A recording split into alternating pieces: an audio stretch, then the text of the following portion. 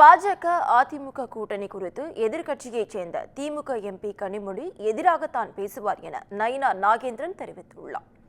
சென்னையில் செய்தியாளர்களை சந்தித்த அவர் பாஜக மாநில தலைவர் பதவிக்கு மனு தாக்கல் செய்துள்ளதாகவும் இறுதி முடிவு இன்றுதான் தெரியவரும் எனவும் கூறியுள்ளார்.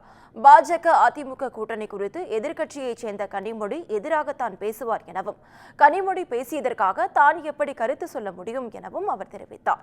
அரசியல் கட்சிகள் கூட்டணி சேர்வதும் பிரிவதும் இன்று நேற்று நடக்கக்கூடிய விஷயம் அல்ல எனவும் தேர்தலுக்கு இன்னும் ஓராண்டு உள்ள நிலையில் நிறைய மாற்றங்கள் வரும் எனவும் அவர் தெரிவித்தார்.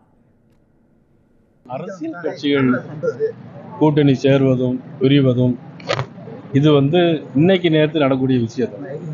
ஒரு காரணத்துக்காக பிரிந்திருக்கலாம், இன்னொரு காரணத்துக்காக இன்னைக்கு மாண்பு உள்துறை அமைச்சருடைய தலைமையில இன்னைக்கு அவர்கள் கூட்டணி சேர்ந்திருக்கிறார். இன்னும் தேர்தலுக்கு ஒரு வருஷம் இருக்கு. ஒரு வருஷத்துக்கு இடையில நிறைய மாற்றங்கள். புயல் அடிக்கும், மழை பெய்யும், இப்போ வெயில் அடிக்கும்.